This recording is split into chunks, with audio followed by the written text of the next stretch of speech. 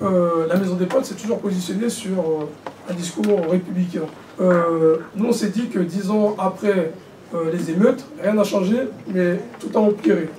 On s'est dit que traiter des ghettos, c'est une question historique de la Fédération nationale des Maisons des Potes et des Maisons des Potes.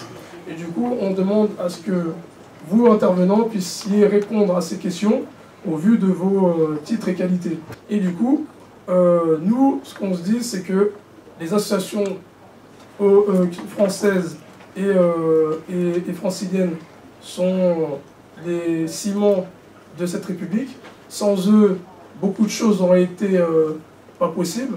Beaucoup de flammes ou de pierres jetées sur la police, dans les services publics, etc., ont été évitées parce qu'elles travaillent. Elles travaillent parfois avec des moyens dérisoires, avec une méthodologie qu'ils ont appris au jour le jour.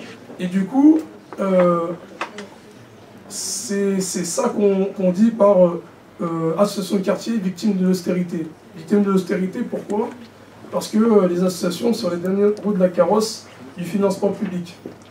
Parce que c'est assez aléatoire comme financement. Parfois il est politique, parfois il est de politique de copinage. Parfois on ne finance pas des associations parce qu'on a peur qu'elles prennent des dimensions énormes. J'espère qu'Alain Manac nous en parlera, c'est lui le premier intervenant.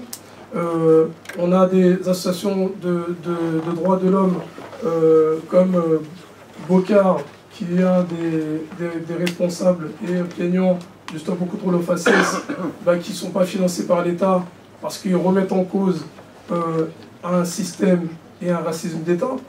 Du coup, il en parlera avec Sylvie Benachour, qui connaît bien ces causes-là.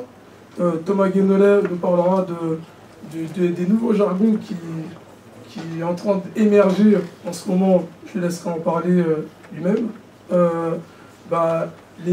Tous ceux qui sont élus politiques, comme Pascal Troidec, ou Manuel Domergue, ou Corinne Bord, parleront du fait qu'est-ce que les politiques au niveau local peuvent faire, parce que je n'ai pas dit, mais Corinne Bord est aussi une élue à Noisy-le-Sec dans le 93.